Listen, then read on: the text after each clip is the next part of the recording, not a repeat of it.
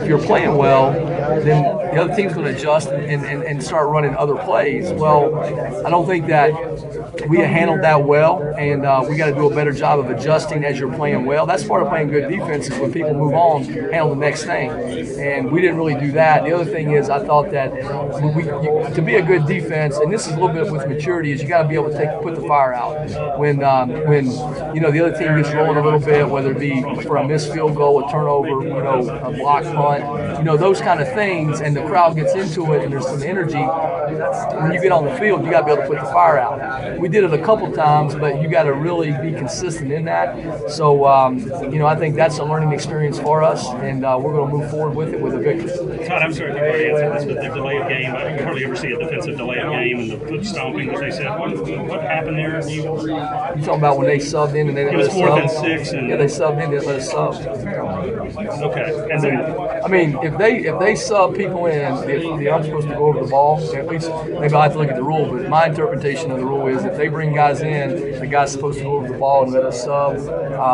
Unless I blacked out, I didn't see that. How huge of obviously it's 4th and 6. They get to 4th and 1. They run the misdirection pitch. On that play when it's 4th and 6, you can't flinch inside, and when you do that, you give them 4th and 1, and that's the thing is, like I said, when you're a top-ranked team on the road, people have to take chances, and from a percentage standpoint, 4th and 1, they're going to take that chance because they're already down, and they got a chance to get back in the game and keep the ball. And I think because our offense is so good that people are going to take chances like that. And the thing of it is that's where your eye control in the back comes into play, because with plays like that, if you don't have your eyes where they need to be, you can let a guy slip out or get a guy on the edge and get an explosive play. So, we got to obviously work on that, but hey, we got to win and we'll move forward. And the 4th and 6, it was they ruled it as a foot stomp or something. Was the delay of game? Yeah. I thought you was talking about when they subbed. I thought you was talking about when they subbed and we had to call a timeout. No, the 4th and 6. You can't. In my interpretation on that, if you're on defense, you can't flinch like you're going, towards the line of scrimmage to make them move. I didn't see that play, but that's the rule, and that's what I believe happened on that. We got to learn from that because when you have a team stop, you don't want to give them the ball. And the overtime decision to put defense out there first, is that something you were champion? Well, that's the way you play that, just because that way if you get the ball, then what do you do? Like for example, we stopped them, got the turnover, now all we need is a field goal. Whereas if they get a touchdown, then you need 4 downs to get the touchdown. Okay. I'm sorry. Was that intended? Did you guys want them to score there for the clock or anything? No, we won't. Well, I didn't know. There's a lot of talk up there about that. Yeah, I did. I think he was untouched. That's why. What do you take away from this thing? Obviously, you guys. I know the first half we played really well, and when you play well in the first half and you're doing those things, then people are going to adjust.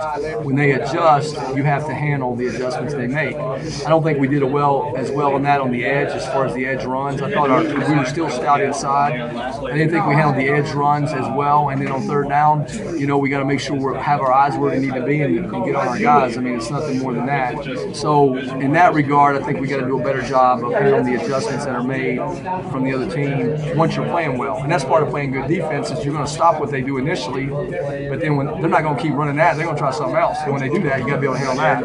And then the next thing is when you play on the road in any league, you got to be able to put the fire out. In other words, the field goal goes off the upright, we get a block punt. The momentum of the crowd is into it a little bit. Well, that's where the mental toughness on defense comes into play to go out and put the fire out and to be able to handle that. And part of that is having your eyes where they need to be for explosive plays and things like that. I think we're obviously going to learn from that. But hey, we had 2 guys down in the back. We started another freshman in Shaq Wiggins. Who's Connor's deal? And Connor, Connor was out from a concussion thing, and we'll see what happens with him. But the bottom line is we won the game, and we'll get better from it. And we know we got a ways to go. There's communication with those edge runs, aren't they? That's what they do. I don't know. If you want, you call and ask them about it. I don't know. I don't know what they do. Is communication still something you have to work on? No, it's fine.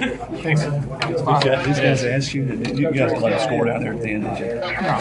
At the time, I was sort of thinking in my head,